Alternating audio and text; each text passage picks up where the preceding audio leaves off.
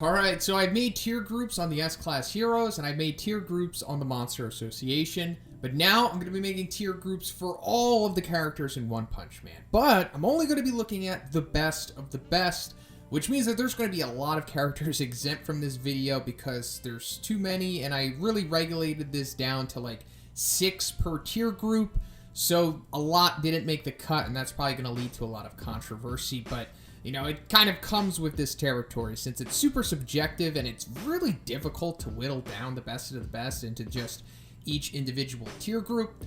And also, like before, we're going to do tiers 4 through 0, 4 being the weakest, 0 being the best. Yeah, so let's get into it. Also, I'm going to have to go into webcomic spoilers to accurately discuss these characters, so if you don't want to know what's going to happen, I suggest you check out now. Tier 4. So this is like the cutoff of the most elite characters in the series, I guess you could say.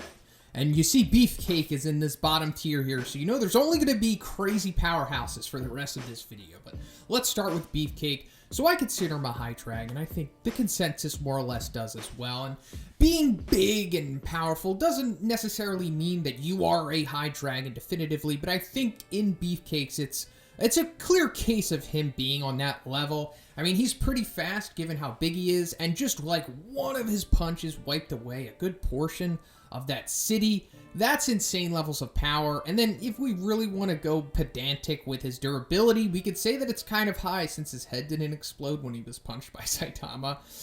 Bomb. Yeah, Bomb is in the bottom tier here, but like I said, this is the cutoff for the elite of the elite. Now, Murata said that Bomb is stronger than Bang. I don't agree with that. Yep, one of the rare instances where I don't agree with what Murata says. I don't think there's nearly enough evidence to support that claim. Now, maybe things will change in the manga later on, and Bomb will get some crazy feats, and that will prove that he might be stronger than Bang. But for now, his best feats are assisted by Bang, really, like when he injures Elder Centipede and Overgrown Rover. And then, like, later on, he's just, like, chopped in the back of the neck by Black S, and then he's out for the rest of the arc. So, yeah, I do think that he's, like, fringe high dragon at least. I mean, he's around that level. My Mask, I love this guy. I think he's way more powerful than most people give him credit for. Now, I know that a lot of people share my opinion that he's, like, definitely mid-dragon. I mean, Atomic Samurai himself said that he was, like, pretty much on par with Black S at that particular point in the arc, and he was also like fighting Evil Natural Water at the same time. He has that regeneration ability where he can reattach his limbs if they're clean cut. He can survive being shot through the chest by Evil Natural Water fast enough to avoid his streams at the same time while fighting Black S. He only has that real one weakness against Ugmons, but that's like uncommon. It's not like you can just pull Ugmon powder out of your pocket when you're fighting him or something. So I think My Mask deserves to be in this tier. Melzerguard. So you might be saying, like, Melzerguard, why is he in this tier? Because Melzerguard is a beast. And I feel like a lot of people downplay him because of his marble regeneration weakness, but it's not like it's that out in the open. It took the S-Class heroes a little bit to figure that out. And also, he was fighting S-Class heroes plural. He fought Metal Bat, Bang, Atomic Samurai, and Puri Puri Prisoner all at the same time and was doing, like, okay. You can't really say that about most monsters. He has regeneration. He has like 5 different forms that he could split up into. He can mold himself into different weapons. He has crazy power, pretty good speed. He's really powerful, and I think he should be in the elite of the characters. And also, if you were soloing this guy, and even if you did figure out his marble thing, you'd have to destroy the 5 marbles in him, and he's not just going to let you do that. So, Atomic Samurai, I feel that he should be in this cutoff too, and while he does have a huge weakness is that he's reliant on his sword. We saw that he was pretty much useless when he didn't have it, but when he does have his sword, I think he's easily one of the strongest, and the Atomic Slash is one of the best techniques in the series. He's even like gone further and developed that new manga exclusive concentrated Atomic Slash where he could straight up disintegrate Black S. He's fast. He's faster than Sonic. So I think that's putting him up there with like maybe Hellfire and Gale levels of speed. Not necessarily direct mobility, but he can move super fast. Along with his crazy skills, he's like a ultra glass cannon. He could probably take out most of the characters, in my opinion. And then we have Phoenix Man, who I think is pretty much a consensus high dragon at this point. Probably bottom of the barrel high dragon, but that's not like an insult or anything. He has so many great abilities. one of the unique abilities to actually resurrect people, the King Awakening's Light. He can even bring back dragon-level corpses. That's insane. He's super fast, super powerful, has those really sharp claws which tore through Brave Giant no problem. He has multiple eyes of vision. He has, like, the energy absorption thing. He absorbed the Millennium Emperor Nova. It, like, microwaved him a little bit, but he still took it all. That's a crazy feat in itself. And then he has, like, the multiple forms that he can go in and out of. This guy is just ridiculous. Tier 3. So we're going up a notch, and we're only going to be looking at definitive high dragons here. Now, they're not exactly the best of the best dragons, but they're certainly a cut above the rest. So Carnage Kabuto, he's like that released Boros archetype where he's super fast, super powerful, and super aggressive, and really relies on, like, physical strikes and stuff like that. We saw a glimpse of what he could do against Saitama. That was pretty impressive. Like, imagine if anybody else was going against him. That would be super difficult to deal with. We also saw that the VGS kind of proved that when Darkshine, who's one of the strongest S-Class heroes, we'll talk about him next, had to go to his absolute max power for 15 minutes just to take this dude down. Metal Bat only lasted 3 minutes against him. Genos was, like, instantly destroyed by him. And then the whole shenanigans with Zombie Man. Yes, that is kind of a feat for Zombie Man, but the VGS doesn't really account for what would literally happen in reality. It doesn't take into account his intelligence, which is super high, something that we have to factor in. As for Darkshine, he's probably the most physically strong S-Class hero. Now, we haven't seen Blast Strength yet, but for now, definitive feats, he's probably at the top, and his durability, I think without question, is at the highest, at least like from a tanking standpoint.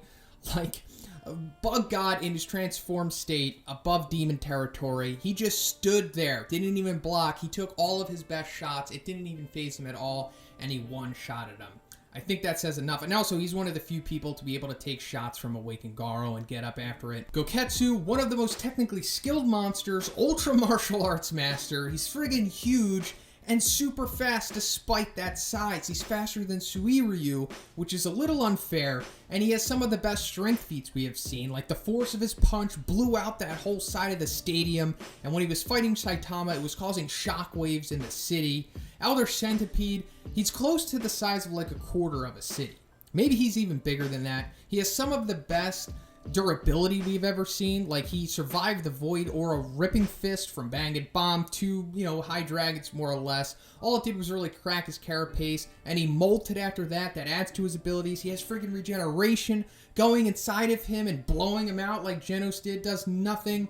This guy is crazy, and even we saw that he dealt with Abandonment Bang. So let's go to Bang, because that's why I'm going to have him in this tier. Because while he does have some great feats, just base, when he goes into, like, abandonment mode, he's like fringe above Dragon at that point. I always say it, but I'm going to reiterate it again. He one-shotted 2 cadres, people. Super fast, super powerful. Gums, Fear Ugly, boom, boom, done in an instant. I think that says enough for itself. And he's 80 years old. Drive Knight, he's recently come into my hype party with this high dragon territory stuff. We saw what he did against Neon with some of the, I guess, best feats we have seen. One of the best performances, definitely. Neon, no slouch, mid-dragon consensus, more or less. He has the ability to receive data, like analyze you beforehand, and that comes to his advantage, but his speed is crazy. His transformation speed alone is like so fast that not even Neon, who is ridiculously fast in his own right, could keep up with that, and he has the multiple forms. The gold form alone is like something like Carnage Kabuto stuff, and then he can add his forms together. We saw that he could pull out the lance, the silver thing, and then combine that with it. Drive Knight, I think he deserves to be in this elite territory. Tier 2, this is going to be consisting of the highest dragons. Any higher, and you could say they're above.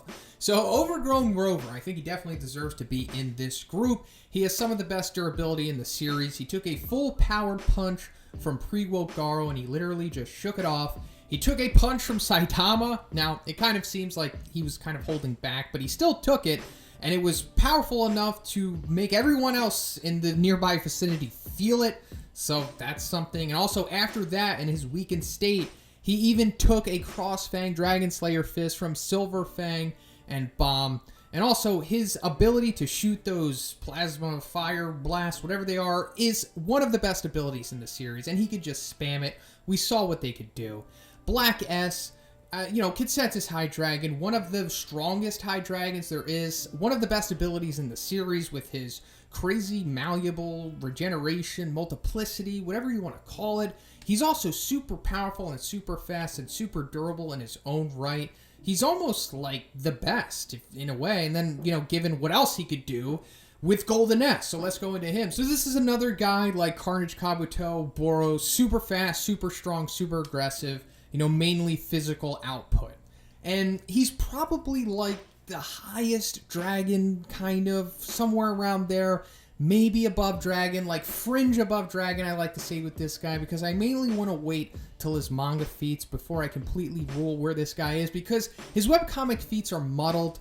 It's really hard to make out exactly how powerful he is, but he does get a lot of hype.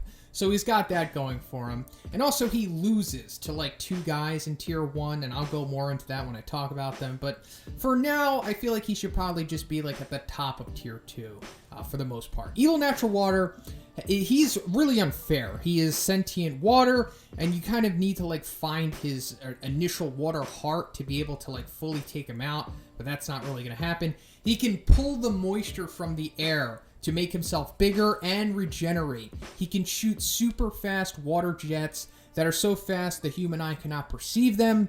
Child Emperor says something along the lines where you essentially have to predict where they're going to go. They're so powerful they can essentially shoot through anything, and he was powerful enough to take a punch from Saitama and live afterwards. It's like I said, he's unfair.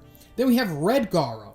So I like to call him this because pre-woke Garo is kind of spoilery, but it also gives a distinction because, he has the red hair, he has the red eye, and the one Garo that I'm talking about here is the one that we see fight Super Ally Darkshine, and then later on to go fight Black S and Golden S. This guy is insane. He's definitely a high dragon, maybe even just right up there with Golden S in that highest dragon territory. He has all the abilities of Garo, but they're just super amplified. So, yeah. Flashy Flash, I feel like he's like the elite of the elite. Not quite above Dragon, and I said that he was like almost above Dragon in my S-Class Hero Disaster Levels video, and that really triggered a lot of people. But I'm really going off of what his feats are from the webcomic in his training against Saitama. That's one of the best performances we've seen of anyone. It was Boros-esque. And that's all I really got to say. I'm not saying that he's a definitive above dragon, but he is like really up there, especially for high dragons. Tier 1, you guessed it, above Dragonland. Only definitive above dragons here, and that's why I don't really have Golden S in here because, one said that Tatsumaki at her full power could beat him, take that for what you will, and then he straight up dies to Awaken Garo, so yeah. Let's go to Awaken Garo. Probably the second strongest monster in the entire series, more or less, or just villain. I know that triggers some people when I call Boros a monster, even though Dr. Genus literally says he is. But Awaken Garo is faster than Flashy Flash. Essentially stronger than, I guess, Darkshine, right? More durable than Darkshine. He took multiple punches from Saitama. The most punches we have ever seen anybody take from Saitama, pretty much. Survived 2 serious moves, nuked most of the S-Class with relative ease, and he has that mid-fight improvement ability that we discovered against Darkshine, but it's amplified, of course, because he's awakened, and he could just grow into, like, a bigger monster, and he has, like, Boros-esque regeneration in it. That's a whole other can of worms for another time. But Awaken Garo, elite of the elite. Orochi, read Chapter 108 in case you haven't, but he is one of the most outrageous powerhouses in the entire series, easily. I mean, Awaken Garo has great abilities and all of that, but Orochi, those beams that he fires at Saitama, full-powered beams. We're not even talking about Chapter 92 withheld beams. We're talking like city nuking stuff. And he's super huge. He could do the Water Stream Rock Smashing Fist on one arm with multiple little dragon serpents. And then he's like kind of like fast enough to dodge a punch from Saitama that we saw. Orochi is like scary, pretty much. Then we have Blast. He's Blast. Fubuki says in the data book that he could defeat all of the S-Class at once. He is one of the very few people to have defeated Elder Centipede definitively. He's Blast. I mean, I would put him at God if I wanted to, but just to be fair, I'm going to keep him at above Dragon for now, because we really haven't seen him in action yet. But he is Blast, and I'll say it again, he's Blast. So released Boros. This guy is like the above dragon. He's probably the strongest character in this tier for now until we see more of the rest of the characters. I mean, I know that I put Blast above him, but like I said, we need to see more. But really, Sporos, he's got it all. Super fast, super strong, super durable, regeneration, energy blasts. He's essentially perfect. Metal Knight, I'm basically putting him here because of the projected potential of him. He's also stated to be one of the 4 S-Class heroes who could defeat Elder Centipede, so that's kind of scaling him to above Dragon territory, more or less. Now, his full potential could be God for all we know, but I think it's fair and not too generous to put him into the above Dragon territory. I think most people agree with me on that. Tatsumaki, one of the definitive above dragons as well. So powerful that she can lift in the entire Z City, pulled the Monster Association out of the ground, fought most of the cadres all at the same time, and it really wasn't even bothering her until Psychos got, the better of her when she snuck behind her, but that's a whole other thing. She was able to psychically lift Saitama, And then Tier 0. This is the best of the best. Doesn't really get any higher than this because we're going into the G word, disaster level God territory. So I'm putting God here because I think people are just going to say, well, why didn't you list God? Well, he doesn't really have any feats. I mean, he technically kills Homeless Emperor, who's like a mid-dragon, so that's something. But given that God can grant powers to make you like a dragon, and it's also implied that he gave Vaccinated Man his powers, it hasn't been confirmed, and in all likelihood, God will probably be the final villain opponent for Saitama, which means in all likelihood that he is disaster level God, and I'm sure his name might be playing on that. So I'll just put him here for now because in all likelihood he is in this tier. I mean, come on. King, this is going to bother some people. I don't know. I was bothered by it last year, kind of. I don't really care anymore. King has meta luck. He can manipulate reality to his liking, whether he likes it or not. And if he cannot defeat somebody himself via arguing or talking his way out of it or using his charisma, then someone will step in to fight for him. He is essentially unbeatable until we see otherwise. And then Meteoric Burst Boros. I love this guy. I'm going to make a whole video dedicated to him soon. I'm not sure if he's like definitively disaster level God, also given what one said about the whole birth of the above dragon thing. So I'm just going to say that he's fringe God because, it's hard to say because yes, he can destroy the earth. Yes, that is a threat to humanity. It is meeting the requirements for disaster level God, but I still don't feel like he's quite there yet. But he's like certainly above everyone else that we have seen so far. And I think he deserves to be in this top tier. And then tier Saitama, because, I gotta put Saitama in here. People are probably gonna be angry in the comments if I don't include Saitama. It's like I have to tell you for some reason that he's the one above all, if you didn't know by now. But yeah, Saitama is in a tier by himself. He is untouchable, and no one is even close to him, and likely never will be. But that's pretty much it for the video today, guys. I hope you like this one. I know it's probably going to be controversial. Like I said, it's hard to do this, and it's super subjective, but let me know what you think in the comments. Where would you put these specific characters into their tiers, and what did I get wrong? But if you liked it, if you were entertained by it, you enjoyed it, please give it a like. I also have a Patreon. It gives you access to a weekly Q&A. And if you haven't already, please subscribe as well. Have a great day. I'll see you in the next one.